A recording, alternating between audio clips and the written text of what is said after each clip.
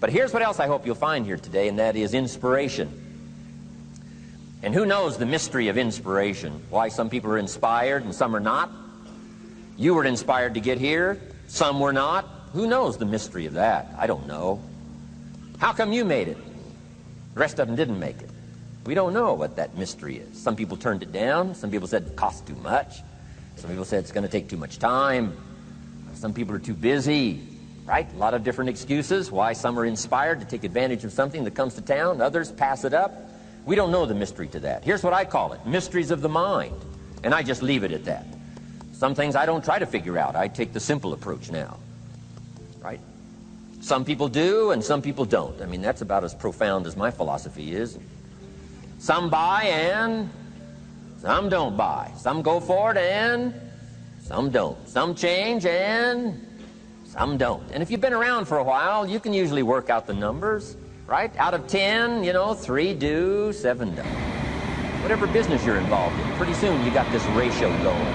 The ones that do, the ones that don't. You say, well, why don't the ones that don't, how come they don't? We don't know. I just leave it as a mystery.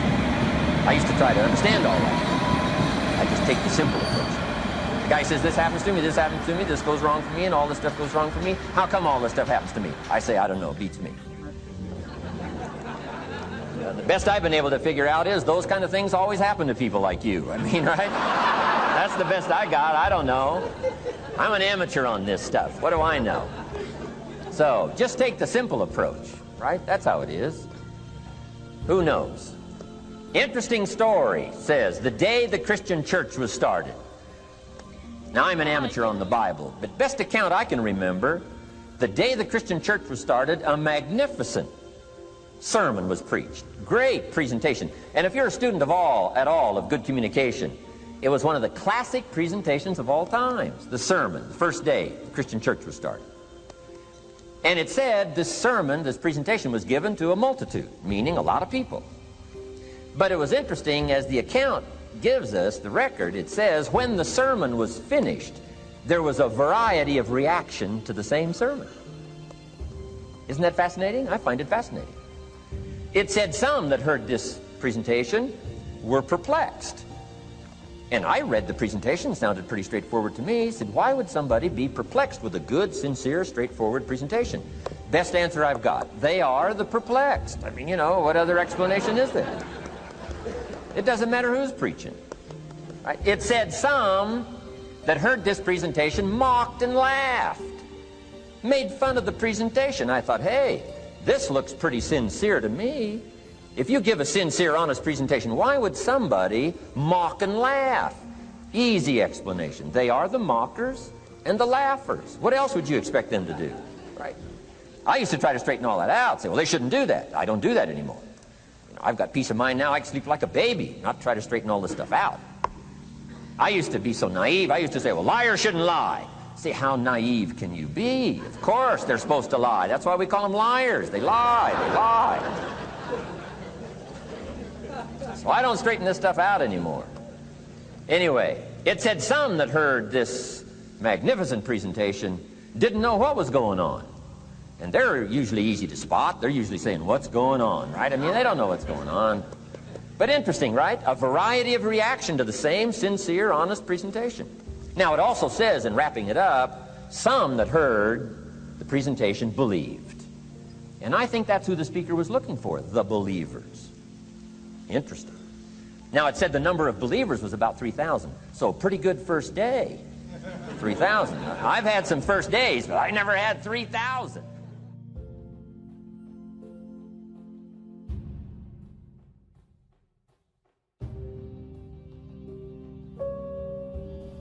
Over caution. Some people never will have much. They're too cautious.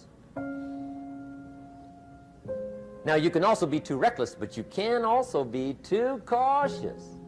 This is called the timid approach to life. And my caution was always the risk. Risk used to drive me right up the wall. I used to say, what if this happens? It's called the language of the poor. What if this happens? And on top of that, if this was to happen, look at the fix I'd be in. I better not try. I could always ace myself out. Then I'll tell you what changed my whole life when I finally discovered it's all risky. The minute you were born, it got risky. If you think trying is risky, wait till they hand you the bill for not trying. If you think investing is risky, wait till you get the tab for not investing. See, it's all risky. Getting married is risky. Having children is risky. Going into business is risky. Investing your money is risky. It's all risky. I'll tell you how risky life is. You're not going to get out alive.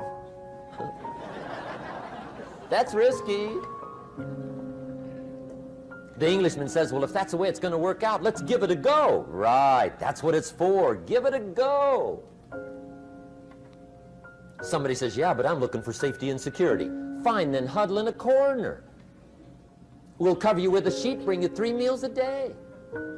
And we'll protect you, feed you, look after you, care for you. We won't let anything happen to you, and you'll probably live to be 100. The guy said, well, yeah, I'd live to be 100. But what a way to live. Right. What a way to live, safe and secure. Don't ask for security. Ask for adventure. Better to live 30 years full of adventure than 100 years safe in the corner. And see, it's not important how long you live. What's important is how you live. Here's the next attitude disease. We're almost through with this motley list. In fact, we're almost through. Hang on. The next one is pessimism. Pessimism, the deadly disease of always looking on the bad side, the problem side, the difficult side, checking all the reasons why it can't be done. The poor pessimist leads an ugly life. He doesn't try to figure out what's right. He tries to figure out what's wrong. He doesn't look for virtue. He looks for faults. And when he finds them, he's delighted. How ugly. This is the poor guy who looks through the window, doesn't see the sunset. He sees the specks on the window.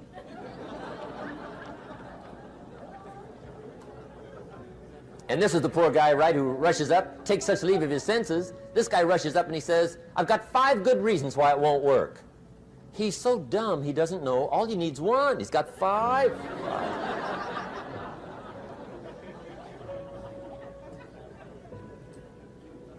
To the pessimist, the glass is always half empty. To the optimist, the glass is half full. Why would the same measure affect people 2 different ways? Answer, it all depends on how you look at it. Our lives are mostly affected by the way we think things are, not the way they are. The way we think they are affects us most. There's a subject we don't have time to get into tonight called better thinking habits. One of the major things Shove taught me when I met him, he said, poor thinking habits keeps most people poor. Not poor working habits. Most people work hard, but they don't think hard. And Shove taught me that the mind is like a factory, a mental factory. And whatever you think about all day long pours ingredients into this mental factory. And that's what builds the economic, social, financial fabric of your life. He quoted me a Bible phrase that says, as you think, so you become. How awesome. When he talked about poor thinking habits, he had me. I used to start the day reading the morning newspaper. I mean, you can believe that or not. I'd get a cup of coffee and read the paper. I'd load up on wars and riots and murders and stabbings and killings and bank robberies and muggings and car wrecks and tragedies. I'd even read the back pages. I seem to like that stuff for some weird reason. I'd load up on all that, and then I'd start the day. You can imagine the kind of days I used to have. You walk around on your financial knees. They call you economic peewee.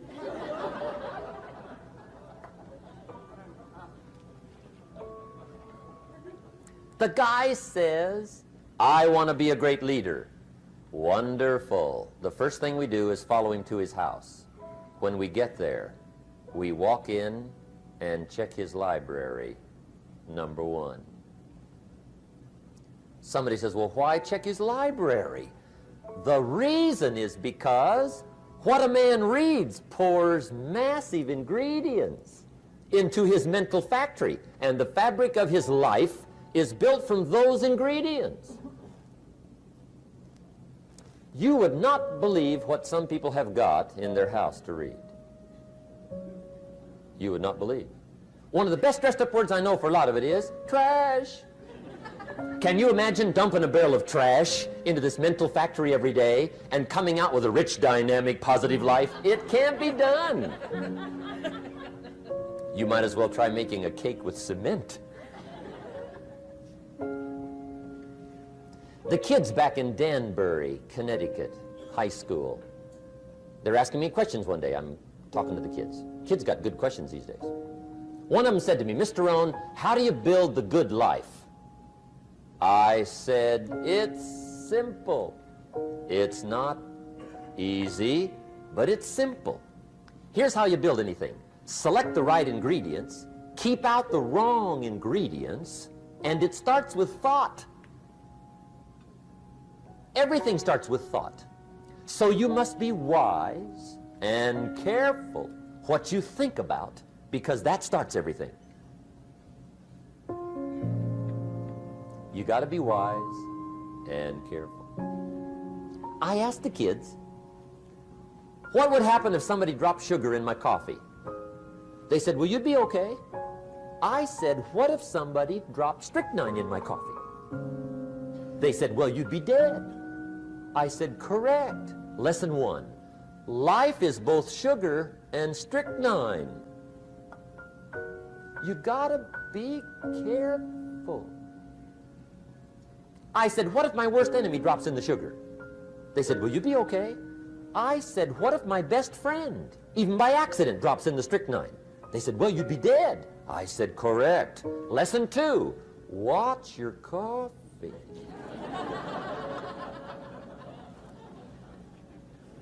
You got to be careful. See, it doesn't matter who hands you the bad stuff. It doesn't matter where you get the bad stuff. It'll still do its damage on your bank account, wherever you get it. Mr. Schoaf gave me one of the greatest phrases when I first met him when he said, Jim, every day stand guard at the door of your mind. How important. Stand guard at the door of your mind.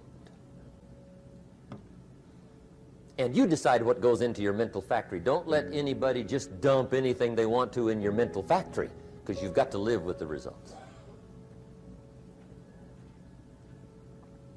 Okay, here's the last disease, and we're through with this list. In fact, we're almost through. Hang on. The last subject is very brief. The last disease, but this one is deadly. Engage in this one, indulge in it even slightly, and you might as well forget the future, because it's going to forget you. Complaining, crying, whining, griping, a Bible word called murmuring. See, that'll ace your future.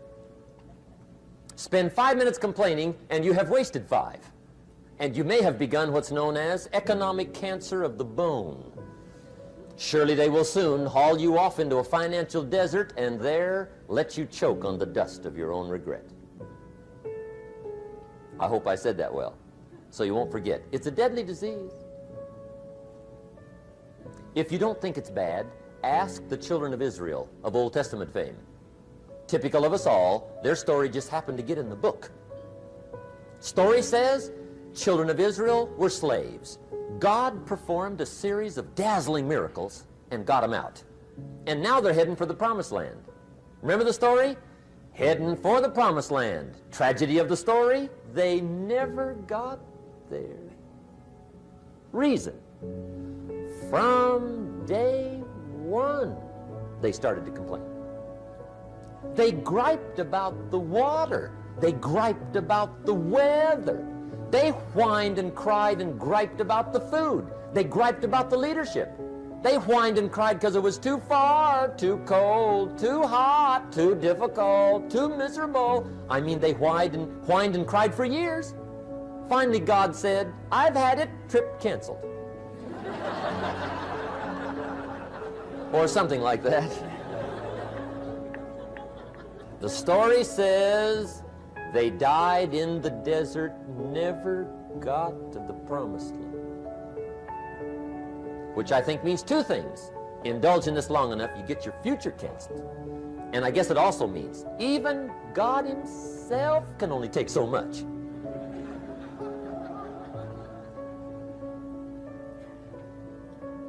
Okay.